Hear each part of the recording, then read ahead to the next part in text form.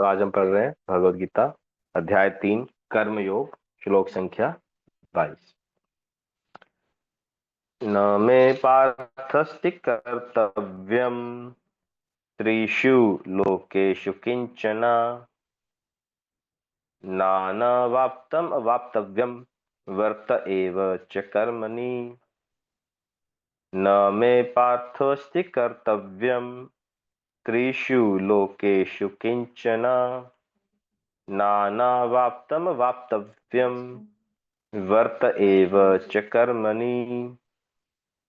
न मे पार्थोऽस्ति कर्तव्यम त्रिषु लोकेषु किंचन नानावाप्तम वाप्तव्यम वर्त एव च कर्मणि। यस, रिसाइट कीजिए। हरे कृष्ण। हरे कृष्ण प्रभु जी। यस, हरे कृष्ण। न मैं पार्थस्त कृत कर्तव्यम त्रिषु लोकेषु किंचन नानवाप्तं वाप्तव्यं वर्त एव च कर्मणि। Thank you Pankaj. हरे कृष्ण।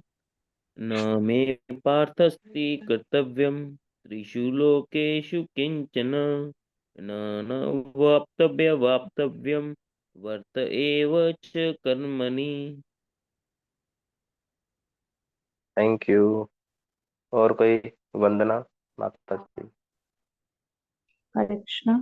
अनमोल माता जी यहाँ पे भी। नान्यत्कार्यं कर्तव्यं त्रिषु लोकेषु किंचन नानवाप्तं वाप्तव्यं वर्त एव च कर्मणि। हरे कृष्ण। न मे हरे कृष्ण। पार्थस्य कर्तव्यं त्रिषु लोकेषु किंचन नानवाप्तं वाप्तव्यं वर्त एव च कर्मणि। Thank you. Anyone else? Anmol Mata ji. हरे कृष्ण प्रभु जी। न मे पार्थस्ति कर्तव्यं त्रिषु लोकेषु किंचन नानवाप्तं मे वाप्तव्यं वर्त एवं च कर्मणि। हरे कृष्णा। Thank you.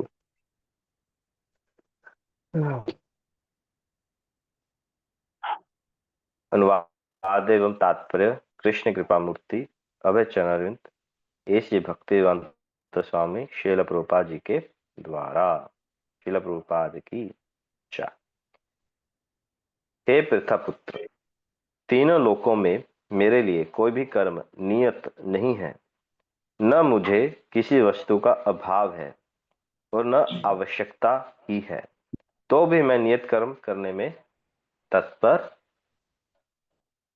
रहता हूं। तात्पर्य: वैदिक साहित्य में भगवान का वर्णन इस प्रकार हुआ है। तमीश्वरान् परमं महेश्वरं तम देवतानां परमं च दैवतम् पतिं पतितानां परमं परस्ताद् विदां देवं भुवनेश भुवेन शिमीढ्यम् न तस्य कार्यं कारणं च विद्यते न तस्मात् अभ्यधिश्च दृश्यते परस्य शक्ति विविधे च श्रूयते स्वभाव की ज्ञान बल क्रिया च। परमेश्वर समस्त नियंताओं के नियंता हैं और विभिन्न लोकपालकों में सबसे महान है। सभी उनके अधीन हैं। सारे जीवों को परमेश्वर से ही विशिष्ट शक्ति प्राप्त होती है। जीव स्वयं श्रेष्ठ नहीं है। वे सभी देवताओं द्वारा पूज्य हैं और समस्त संचालकों के भी संचालक हैं। अतः वे समस्त भौतिक नेताओं तथा नियंताओं से बढ़कर हैं और सबों का आराध्य, सबों द्वारा आराध्य हैं। उनसे बढ़कर कोई नहीं है और वे ही समस्त कारणों के कारण हैं। उनका शारीरिक स्वरूप सामान्य जीव जैसा नहीं है। उनके शरीर तथा आत्मा में कोई अंतर नहीं है। वे परम है। उनकी सारी इंद्रियां दिव्य हैं। उनकी कोई भी इंद्रिय अन्य किसी इंद्रिय का कार्य संपन्न कर सकती है। अतः न तो कोई उनसे बढ़कर है, न ही कोई उनके तुल्य है। उनकी शक्तियां बहुरूपिणी हैं। फलतः उनके सारे कार्य प्राकृतिक अनुक्रम के अनुसार संपन्न हो जाते हैं।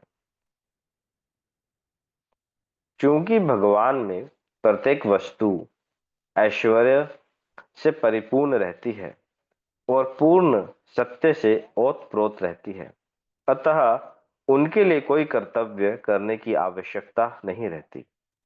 जिसे अपने कर्म का फल पाना है, उसके लिए कुछ न कुछ कर्म नियत रहता है। परंतु जो तीनों लोकों में कुछ भी प्राप्त करने की इच्छा नहीं रखता, उसके लिए निश्चय ही कोई कर्तव्य नहीं रहता। फिर भी क्षत्रियों के नायक के रूप में भगवान कृष्ण कुरुक्षेत्र की युद्ध भूमि में कार्यरत है, क्योंकि क्षत्रियों का धर्म है कि दीन दुखियों को आश्रय प्रदान करें। यद्यपि वे शास्त्रों के विधि विधानों से सर्वथा ऊपर हैं, फिर भी वे ऐसा कुछ भी नहीं करते जो शास्त्रों के विरुद्ध हो। हरे कृष्णा। एक बार फिर से हम इसका ट्रांसलेशन पढ़ेंगे।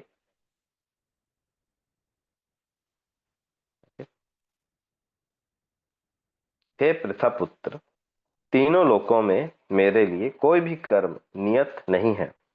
न मुझे किसी वस्तु का अभाव है और न आवश्यकता ही है, तो भी मैं नियत कर्म करने में तत्पर रहता हूं। हरे कृष्णा। तो आज हम अपनी गीता अनलॉक सीरीज का 3rd चैप्टर 22 श्लोक तक हम पहुंचे हैं।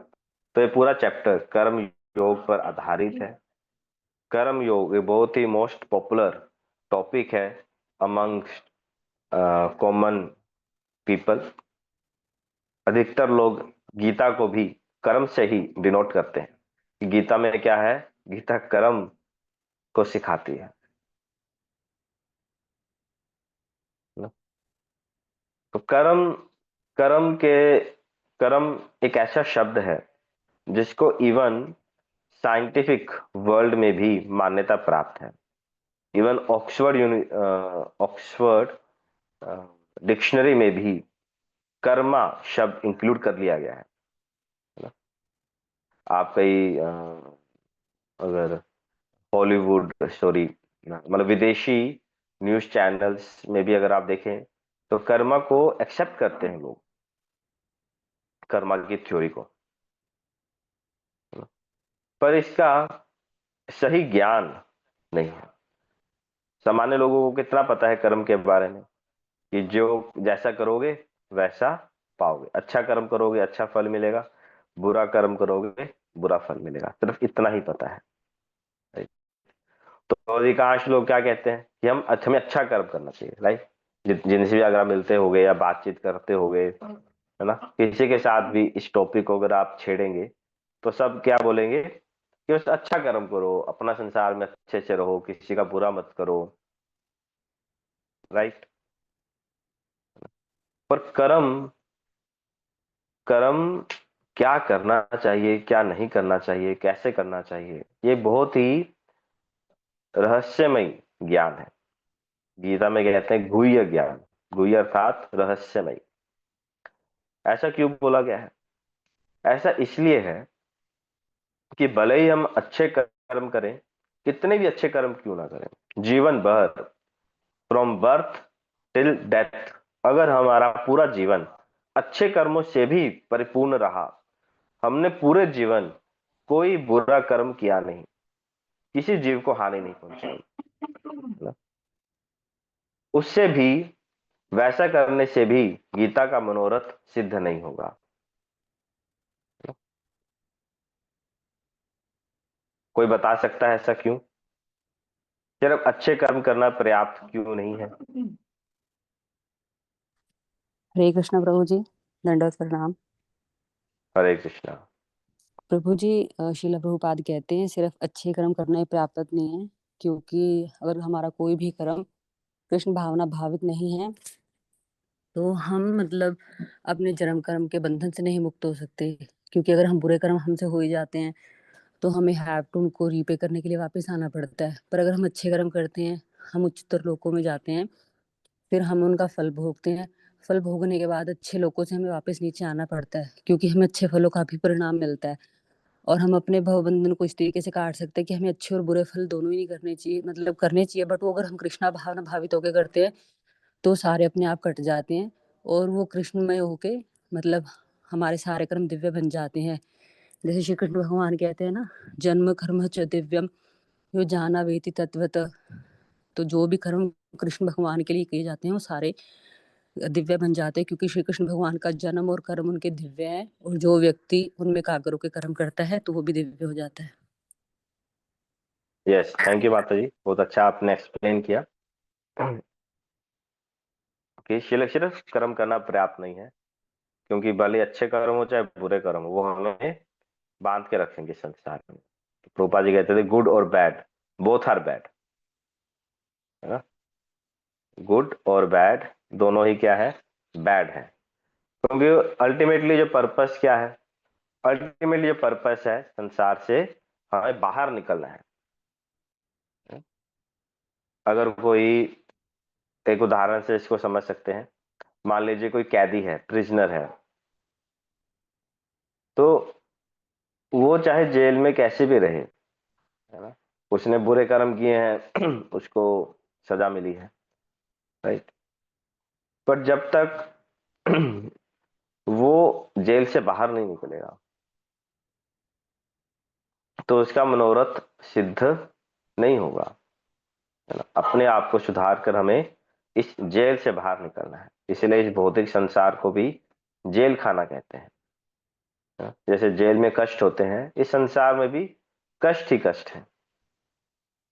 जन्म मृत्यु जरा व्याधि दुख दोषानुदर्शन। ओके, तो हम आगे बढ़ते हैं। तो जिस प्रकार हम बोले, कर्म एक बहुत ही गुह्य, एक बहुत ही रहस्यमय ज्ञान है। तो भगवान किस प्रकार से कर्म करने को कहते हैं, तो यहाँ पर इस पर्टिकुलर जो श्लोक है इसमें चर्चा की गई है कि इससे भगवान की पोजीशन को स्थापित किया गया है कि भगवान जो है वो कर्म से ऊपर है। कई प्रकार जब हम चर्चा करते हैं तो सामान्य लोग कहते हैं कि भगवान भी जो है वो कर्म के सिद्धांत के अधीन है। इवन जैसे कहते हैं, जैसे श्री राम को भी वनवास जाना पड़ा, श्री कृष्ण को श्राप मिला था गांधारी के द्वारा, तो उन्हें भी उसका फल मिला, है ना। तो इस प्रकार से लोग कहते हैं कि भगवान कर्म के अधीन है, यानी कर्म जो है, कर्म भगवान से भी ऊपर है, राइट। तो इवन भगवान जो कर रहे हैं वो कर्म है, और उसका फल इवन श्री राम को भी भुगतना पड़ा। उन्हें राज्य, एक दिन पहले उन्हें राज्य से निकाल दिया गया, उनकी पत्नी का अपहरण हुआ, है ना। उनकी पत्नी को बाद में अयोध्या छोड़कर जाना पड़ा, सीता माता को। जैवन श्री कृष्ण के बारे में कहते हैं, तो उसको, इस तथ्य को यहाँ पर नकार दिया गया है, जहां भगवान खुद कहते हैं कि मेरे लिए कोई भी कार्य नियत नहीं है। कोई भी कर्म, कोई भी कर्म भगवान को टच नहीं कर सकता। क्योंकि कर्म क्या है, कर्म इस भौतिक संसार का ही पार्ट है ना। इस संसार से परे कर्म नहीं है। कर्म क्या है, कर्म एक टेम्पररी, यानी टेम्पररी को क्या बोलते हैं, मतलब इस संसार के अंदर ही, अस्थाई। जैसे अस्थाई, अस्थाई है। अस्थाई। जैसे आत्मा क्या है, आत्मा शाश्वत है। आत्मा, मृत्यु के बाद आत्मा की मृत्यु नहीं होती, आत्मा शाश्वत रहती है, सनातन है आत्मा, राइट। इस संसार से जब जीवात्मा जन्म और मृत्यु के चक्र से मुक्त हो जाएगी, वो अध्यात्म जगत में चली जाएगी। पर जो कर्मों का जो लेखा जोखा है वो इस संसार से ही रह जाएगा, वो इस संसार से आगे नहीं जाएगा। राइट? जो अच्छा ਕੀਤਾ है, जो माड़ा ਕੀਤਾ है, वो ਇੱਥੇ ਭੁਗਤ के ਇੱਥੇ नष्ट हो जाएगा।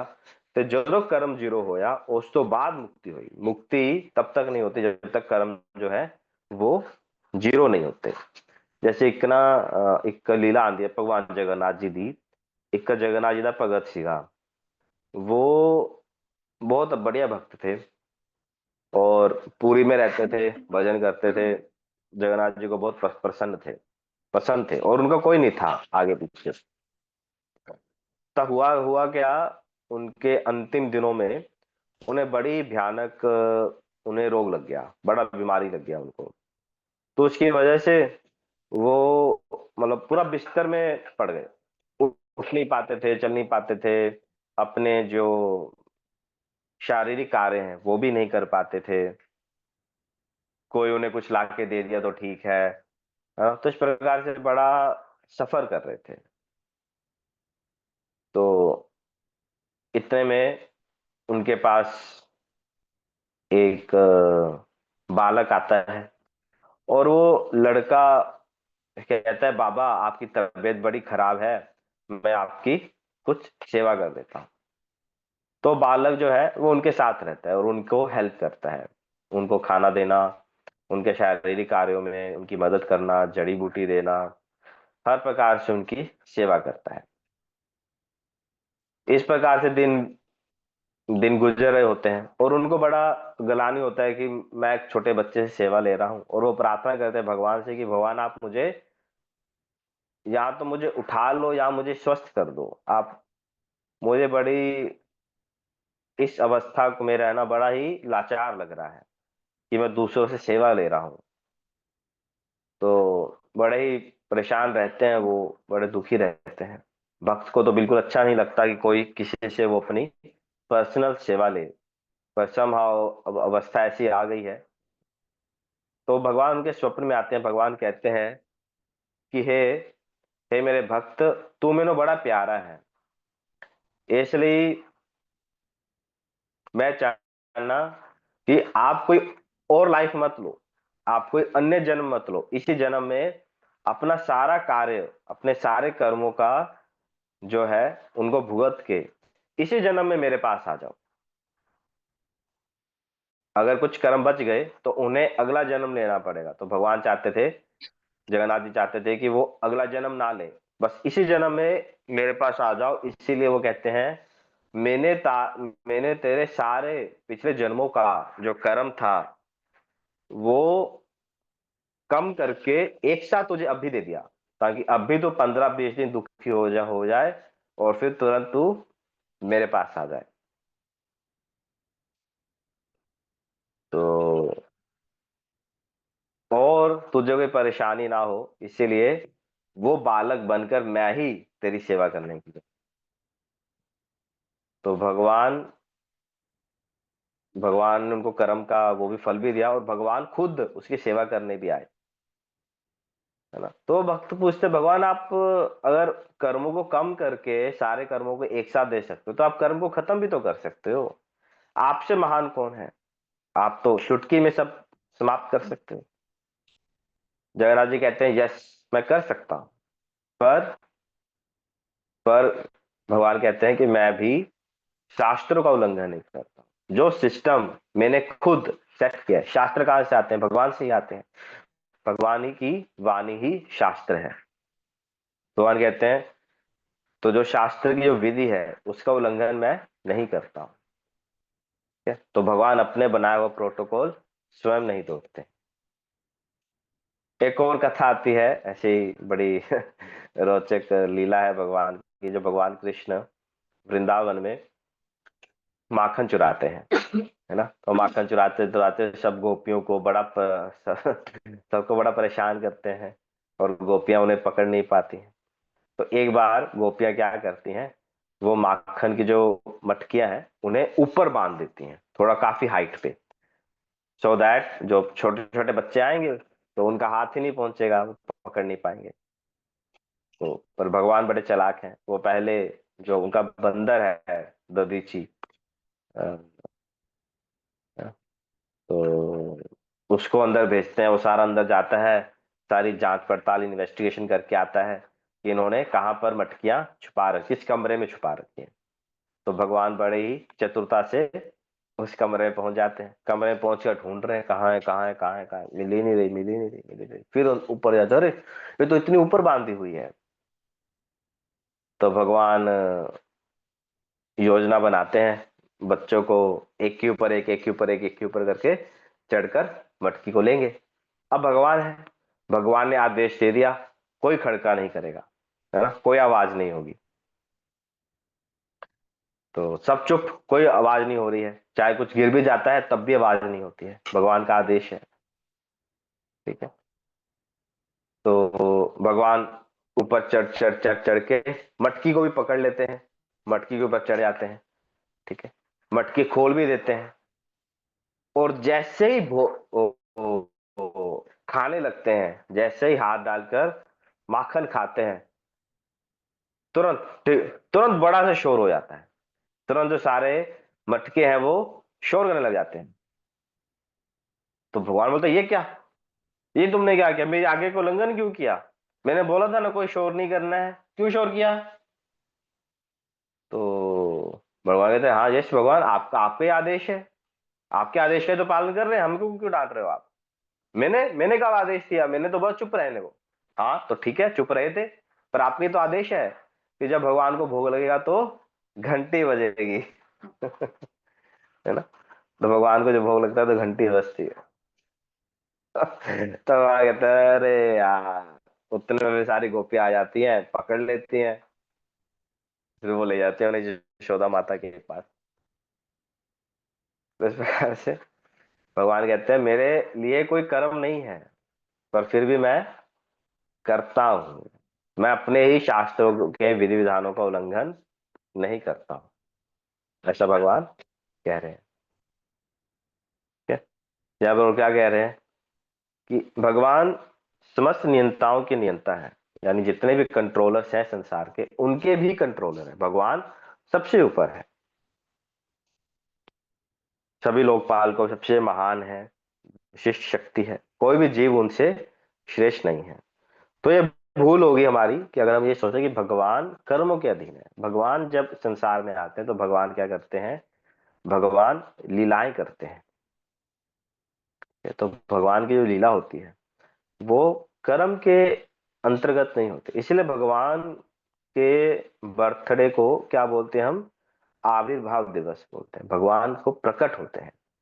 संसार के जीव कैसे हम जन्म लेते हैं, है ना, कर्मणा दैव नित्रेणा, हम कर्मों के अधीन रहकर एक पर्टिकुलर शरीर में, एक पर्टिकुलर शहर में, एक पर्टिकुलर घर में माता पिता के पास जन्म लेते हैं।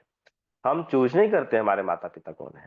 हम अमेरिका में पैदा होंगे, हम इंडिया में पैदा होंगे, हम बठिंडा में पैदा होंगे, हम दिल्ली में पैदा होंगे। वी डोंट चूज इट, है ना। ऐसा नहीं है कि ऊपर से बच्चा गिर रहा था, है ना, वो अंबानी के घर में पैदा होने वाला था, हवा का झोंका चला तो उसके प्यून के घर में पैदा हो गया। ऐसा नहीं। सब कुछ पूर्ण रूप से निर्धारित है, डिजाइंड है, प्लान्ड है ना? पर भगवान का ऐसा नहीं है। भगवान अपने माता पिता स्वयं चुनते हैं। भगवान को कब आना है, कैसे आना है, किस शरीर में आना है।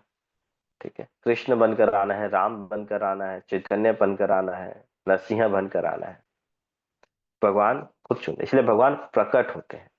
तो जब भगवान प्रकट होते हैं तो भगवान का शरीर आध्यात्मिक ही रहता है ना। हमारा शरीर क्या है? भौतिक है ना। Earth, water, fire, air, ether, blood, mucus, इनसे बना है। पर भगवान का जो शरीर है वो आध्यात्मिक है। हमारी तरह भगवान जीवा जैसे आत्मा एक शरीर में प्रवेश करती है, भगवान के केस में ऐसा नहीं है। भगवान का शरीर पूर्ण रूप से आध्यात्मिक है, उनके अंदर बाहर एक ही है। ऐसा नहीं कि भगवान का शरीर और उसके अंदर कोई आत्मा है, ऐसा नहीं है। भगवान का रूप पूर्ण है, और उस आध्यात्मिक रूप में ही भगवान क्या करते हैं? लीलाएं करते हैं। इस बात की पुष्टि अगले चैप्टर में फिर होगी, 4th चैप्टर में। कि भगवान कभी अपना शरीर जो है बदलते नहीं, और भगवान जो लीलाएं करते हैं वो लीलाओं क्यों करते हैं? सो दैट कि जो लोग भक्त, जो सामान्य जनता है, उनसे आकर्षित हो सके, उनके पास आ सके, उनसे उनकी लीलाओं का श्रवण करे, उनकी लीलाओं उनके उनके ऊपर ध्यान करें।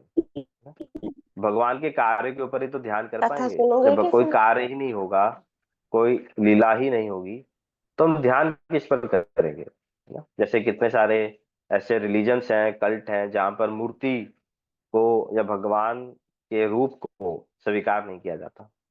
तो जब भगवान का रूप और उनके कार्य को आप स्वीकार नहीं करते, तो ध्यान किस पर लगाओगे? साउंड पर, खाली पर, साइलेंस पर? कैसे ध्यान लगाओगे साइलेंस पे, है ना? एक व्यक्ति था, और प्रभुपाद जी को बोला, Prabhupada I do silent meditation and I feel very nice. वो कहता था, मैं साइलेंट मेडिटेशन करता हूँ, 1 घंटा करता हूँ, और उसके बाद मुझे बहुत ताजगी महसूस होती है। तो प्रभुपाद जी बोले, यस, 1 घंटा सोने के बाद ताजगी महसूस होती है। है ना? तो साइलेंट मेडिटेशन क्या करोगे? वो सो जाते हैं, क्या और क्या करेंगे? How can we meditate on silent? ठीक है, तो इस प्रकार भगवान कह रहे हैं, भगवान के शरीर और उनकी आत्मा में कोई अंतर नहीं है। और क्या कह रहे हैं? उनकी इंद्रियां दिव्य हैं। भगवान की जो सेंसेस है वो दिव्य है। कैसे दिव्य है? उनकी सेंसेस और हमारी सेंसेस में क्या अंतर है? जैसे हम खाना खाते हैं, तो हम अपने जीवा के द्वारा ही खाना खा सकते हैं। आंखों से हम देखते हैं, कानों से सुनते हैं, है ना? हम आंखों से सुन सकते हैं क्या? ये कान अगर काम करना बंद कर दे तो हम बहरे हो जाएंगे, आंखें काम करने ना बंद कर दे तो हम अंधे हो जाएंगे। बट क्या हम रिवर्स कर सकते हैं? अच्छा, आंखें काम नहीं कर रही हैं तो मैं कानों से देखना शुरू कर लेता हूँ। ऐसा नहीं कर सकते ना, बट भगवान कर सकते हैं। कई बार लोग बोलते हैं, अरे प्रभु जी आप लोग क्या भगवान को भोग लगाते हो, भगवान की तस्वीर के सामने भोजन रख देते हो, तो कैसे भगवान खाते हैं? कौन बताएगा भगवान कैसे खाते हैं?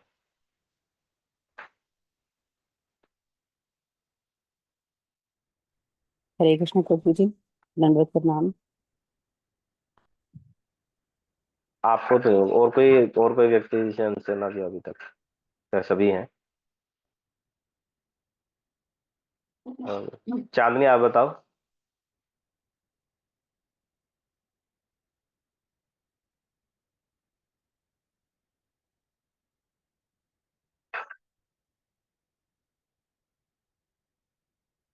उर्वशी माता जी, हमने कई बार बताया है इसको।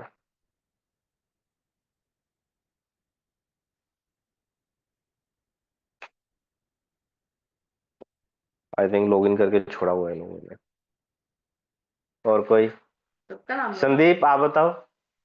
प्रभु जी दोबारा बोलना, क्या पूछ रहे थे आप? भगवान कैसे हम खाते हैं? हम हाँ, भगवान कैसे खाते हैं? भगवान भाव से।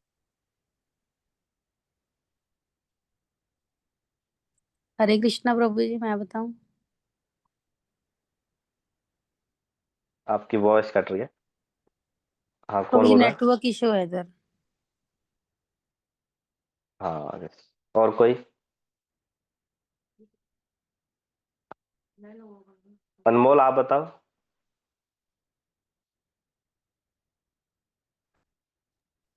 भाव भाव देखते हैं प्रभु जी, भगवान हम लोग किस भाव से भगवान को ऑफर कर रहे हैं।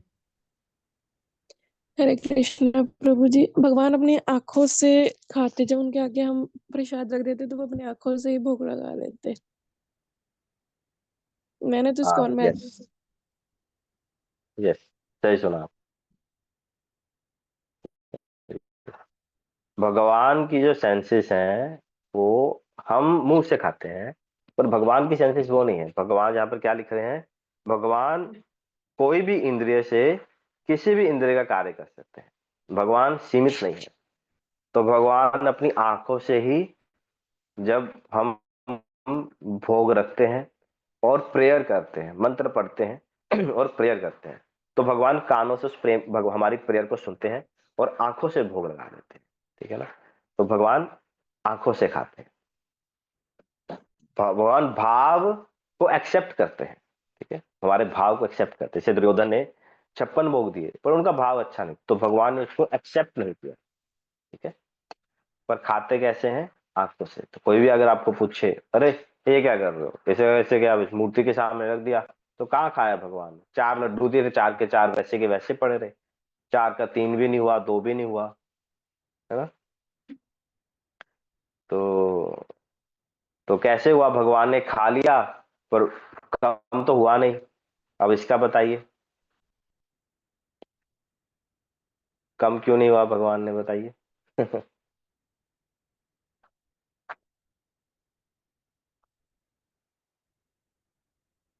लक्ष्य आप बताओगे?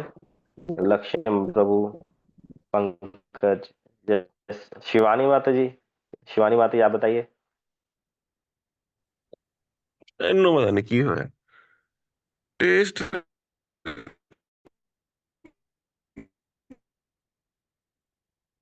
आवाज ना ब्रेक हो रही है, आवाज ना आ रही। टेस्ट ले उसका हाँ, आवाज नहीं, क्रैक हो रही है, आवाज क्रैक हो रही है। अच्छा, और कौन बताइए? वंदना माता जी, भोग जो हम देते हैं वो कम क्यों नहीं होता है, वो वैसे के वैसे क्यों रहता है? हरे कृष्णा प्रभु जी, वही जो भगवान जब आंखों से हमारा भोग स्वीकार कर लेते हैं, और जैसे भगवान तो कहते हैं कि मतलब जब सृष्टि का सृजन तो भगवान आंखों से ही सब मतलब जैसे वो कर देते हैं, गर्भस्थ कर देते हैं, जैसे प्रकृति को सारी चीज वो हो जाती है। नहीं नहीं, कहीं और जा रहे हो आप। बोला आंखों से खाने की लिमिटेशन हो गई ना, कि आंखों से खा सकते हैं बट खा नहीं पाएंगे। जब खाते हैं तो सामान कम होना चाहिए ना, सामग्री।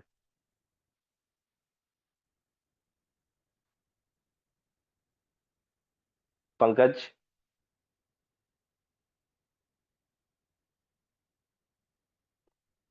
नहीं पता प्रभु। अच्छा पिंकी माता जी आप बताइए।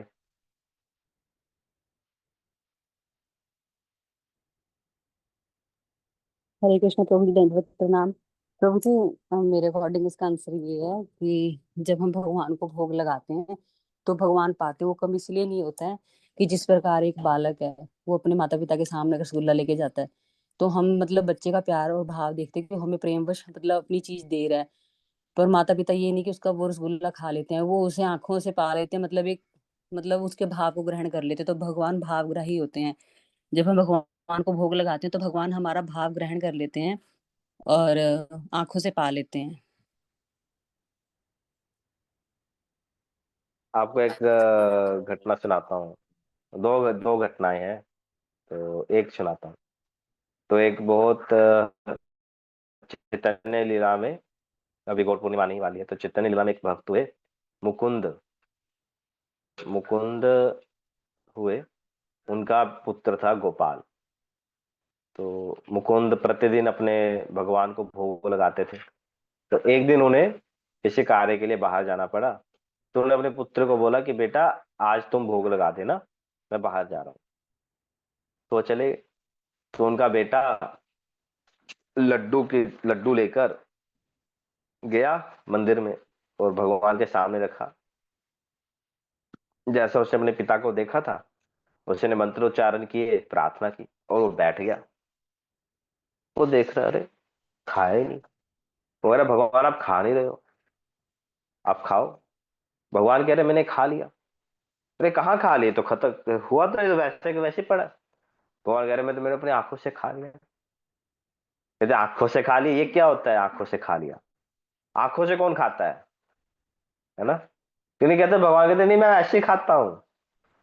नहीं नहीं नहीं नहीं नहीं नहीं, प्लीज खाओ, नहीं तो मेरे पापा डांटेंगे मुझे, उन्होंने बोला था कि आप भोग लगाओगे पर आपने खाया नहीं, वो बोलेंगे मैं झूठ बोल रहा हूँ, तो मुझे बहुत डांटेंगे। तो उस बच्चे का इतना प्रेम, मतलब भाव, देखो बच्चे इनोसेंट है ना, बच्चे को थोड़ी ना वो समझता है। तो भगवान ने खा लिए। शाम को पिताजी वापस आए, उन्होंने कहा बेटा आपने भोग लगाया होगा, प्रसाद ले आओ। बेटा वो बोलता है, अरे प्रसाद कहाँ से प्रसाद? अरे भगवान ने भोग लगाया होगा तो प्रसाद बचा होगा ना। कहते नहीं, वो तो खा लिया उन्होंने।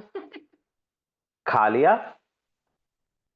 मुकुंद सोचते शायद इसको भूख लगी होगी, इसने खुद खा लिया और गोपाला का नाम लगा रहा है।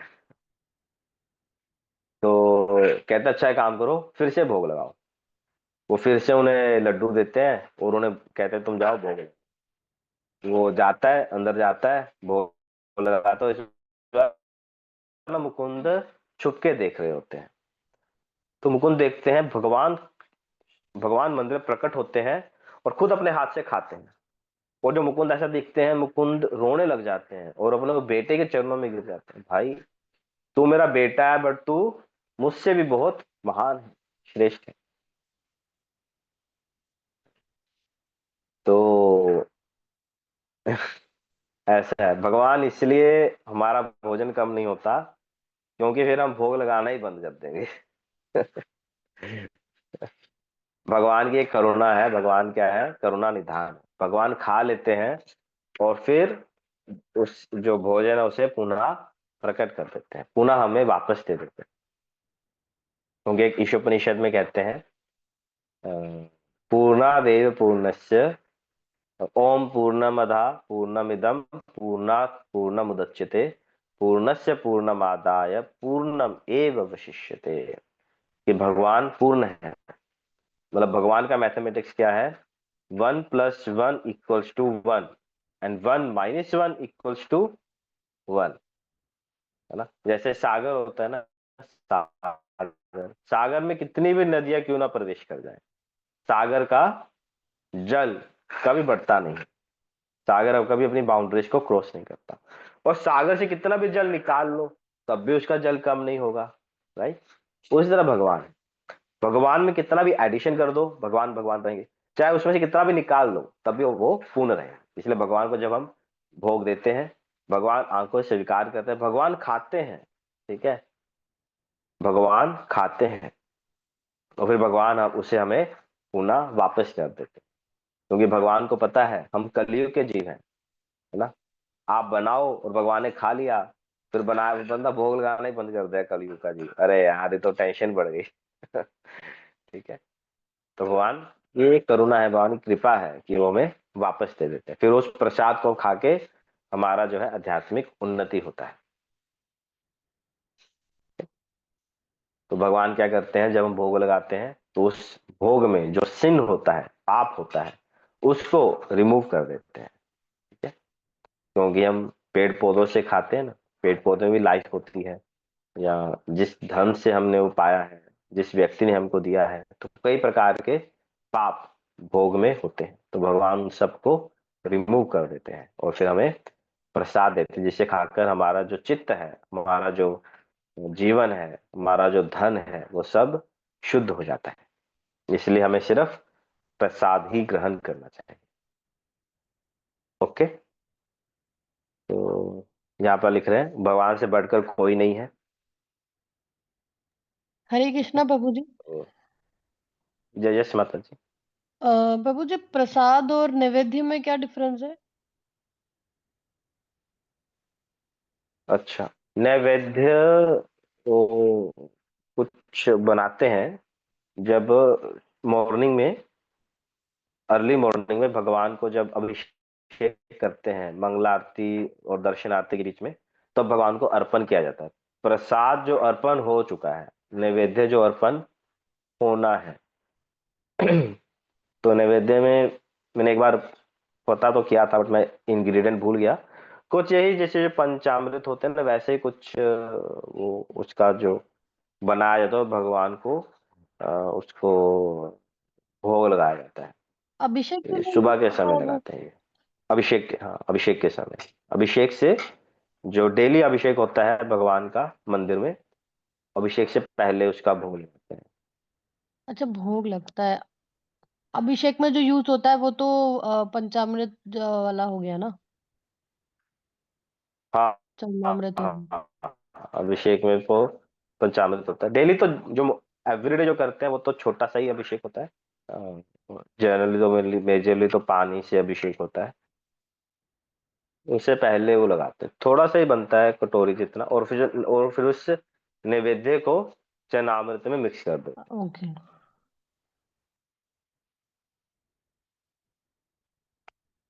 यहाँ पे कहते हैं तो भगवान के लिए कुछ भी कर्म करना नियत नहीं है, पर फिर भी भगवान कर्म करते हैं इस सृष्टि को बनाए रखने के लिए। जैसे लास्ट उदाहरण देकर हम इसको समाप्त करेंगे। भगवान ने 16,108 शादियां की हैं, भगवान की कितनी रानियां थी। तो द्वारका में भगवान ने पूर्ण, एक बार नारद मुनि जी भगवान से मिलने आए द्वारका में, तो भगवान के वो पहले महल में गए, तो नारद मुनि जी देख रहे हैं भगवान अपने पुत्रों के साथ खेल रहे हैं। भगवान नारद मुनि जी दूसरे महल में गए, तो वहां पर देखे भगवान यज्ञ कर रहे हैं। तीसरे महल में गए, उन्होंने देखा भगवान भगवान अपने कुछ कार्य कर रहे हैं। चौथे महल में देखे गए तो उन्होंने देखा भगवान सो रहे हैं। पांचवें महल में गए तो हर महल में देखे भगवान जो है अपने अलग अलग कार्यों में व्यस्त है। तो ऐसा नहीं कि भगवान ने 16,000 शादियां की तो हर एक रानी के पास एक दिन रहते थे और हर रानी को 16,000 दिनों के बाद भगवान के दर्शन होते थे। भगवान ने अपने आप को उतने रूपों में एक्सपेंड किया और हर रानी को उसका इंडिपेंडेंट हाउस दिया, और एवरी जो महल था वो पूर्ण रूप से रत्नों से जड़ित था, बहुत ऑपुलेंट था। हर रानी को 10 पुत्र और एक पुत्री दी, और भगवान सुबह जाते थे, अपना कार्य करते थे, और शाम को आने के बाद अपने परिवार के साथ समय व्यतीत करते थे, है ना। और एवरी डे 4 AM जब मुर्गा बांग देता है तो भगवान उठ जाते थे, और उठकर सुबह की पूजा, यज्ञ, फिर तैयार होना, फिर शाम को संध्या वंदन करना, पूर्ण रूप से गृहस्थ जीवन का भगवान जो है पालन पालन किए। ठीक है, तो है ना, ऐसे नहीं है कि भगवान ने 16 रानी को एक ही घर में लाके रख दिया। भगवान ने अपने पूर्ण जो है जिम्मेदारी निभाई। तो इससे सिद्ध पता चलता है कि भगवान जो है खुद भी उन चीजों का पालन करते हैं जो भगवान दूसरों को करने को बोलते हैं, खुद करके भी दिखाते हैं। ठीक है? हालांकि भगवान को करने के बाध्य नहीं है। हाँ, ऐसा नहीं कि भगवान को कोई रिएक्शन लगेगा, पर भगवान ये सामान्य जनता में संदेश देना चाहते हैं कि किस प्रकार जो हमारे धर्म है, हमारा जो कर्तव्य है, उसको हमें निभाना है। इसीलिए भगवान देखिए मर्यादा पुरुषोत्तम श्री राम के रूप में आए, एक आदर्श पिता, पुत्र, पति, राजा का उन्होंने जो उदाहरण प्रस्तुत किया। ठीक है, तो भगवान ये सब करते हैं, पर इसका अर्थ ये नहीं कि भगवान को उसको कर्म लगता है। भगवान किसके लिए करते हैं? भगवान सामान्य जीवों की भलाई के लिए करते हैं। ठीक है? हम करते हैं कुछ पाने के लिए, पर भगवान करते हैं लोक कल्याण के लिए। ठीक है, जैसे यहाँ पे लिखा है क्षत्रियों के नायक के रूप में भगवान कुरुक्षेत्र की युद्ध भूमि में आए। ठीक है, तो भगवान को कोई ऐसी इच्छा नहीं थी कि वो राज्य लेना चाहते हैं, धन लेना चाहते हैं। भगवान धर्म की स्थापना करना चाहते थे, इसलिए भगवान ने उसमें पार्ट लिया। तो एक बहुत ही अच्छा ये लेसन है हमारे लिए कि हमें इस संसार में किस प्रकार कार्य करने चाहिए। आगे के श्लोक और हैं जो इस चीज को और क्लियर करते हैं, बट हम आपको यहाँ पे बता रहे हैं कि हमें किस प्रकार से कार्य करना चाहिए संसार में। We should act with detachment, अनासक्त रहकर कार्य करने चाहिए। जिस तरह भगवान लोक कल्याण के लिए कर रहे हैं, भगवान कुछ पाने के लिए नहीं कर रहे हैं। इसी प्रकार हमें भी जो अपने जो कार्य हैं, चाहे वो गृहस्थ जीवन के हैं, हमारे जॉब, प्रोफेशन, बच्चों से रिलेटेड जितने भी हमारे कार्य हैं, उसे हमें अनासक्त रहकर मतलब करें, पर आसक्त ना रहें कि इससे मुझे ये फल प्राप्त होना ही चाहिए। और और किसी भी अ, किसी भी स्थिति में हमें जो हमारे आध्यात्मिक कार्य हैं उससे कॉम्प्रोमाइज नहीं करना चाहिए। करे आज तो रिलेटिव आ गए तो हम प्रोग्राम में नहीं जा सकते, या फिर सुबह का कार्यक्रम में लगा सकते, या फिर चैंटिंग नहीं कर पाएंगे, कुछ भी हो जाए, हमें जो हमारी निर्धारित संख्या है वो पूरी करनी चाहिए। अरे छोड़ो, आज 16 माला नहीं होगी, आज हम 8 ही कर लेते हैं, एक दिन कम कर लेंगे, क्या हो जाएगा, एक दिन प्याज लहसुन खा लेंगे, क्या हो जाएगा, कुछ नहीं होता। भगवान सब मन को देखते हैं। मन से एक ही राउंड कर लो, बस वही अच्छा है। 16 माला करने की क्या आवश्यकता है, बस एक राउंड, सच्चा राउंड, मन से किया जाए, वही सबसे अच्छा है। तो ये सब चीजें हमें मार्ग से पथ भ्रष्ट करने के लिए, ये मन की चाल है जो हमें अपने जो इस आध्यात्मिक जो जीवन है इससे अलग कर देती है। ठीक है।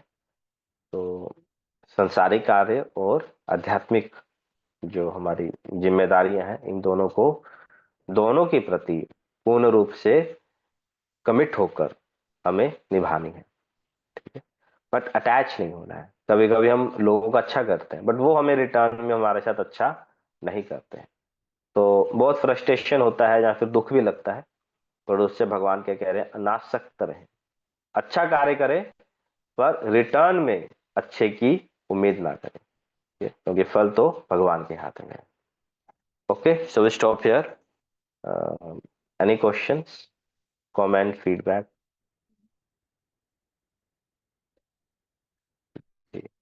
एंड विशेषता जो नए लोग हैं, रिया माता जी, पूर्णिमा जी, यस, लक्ष्य कुछ बोल रहे हो?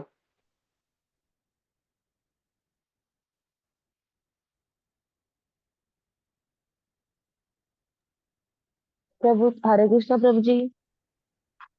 हाँ जी, yes। प्रभु जी वो एकादशी कब की है? कल कल है, कल। कल की है? ठीक है प्रभु जी, बस ये कल है, हाँ। पूछना था। मैं कंफ्यूज हो जाती हूँ ये ना क्योंकि बिल्कुल यहाँ पे वैसा लगता है सांबा की तरह, वो ना गब्बर की तरह लगता है। होली कब है, कब है होली? सब ऐसे पूछते हैं, एकादशी कब है, एकादशी कब है? प्रभु जी मिस नहीं होनी चाहिए बस। कुछ भी हो जाए एकादशी मिस नहीं होनी चाहिए, बाकी सब ठीक है। Okay, okay. और भी क्वेश्चन किसी को, सबको समझ में आया? समझ आया? खुशबू, रिया जी, और कौन है? शिवानी, संदीप, शिवानी, उर्वशी जी, लक्ष्य। हाँ जी, फ्रेंड और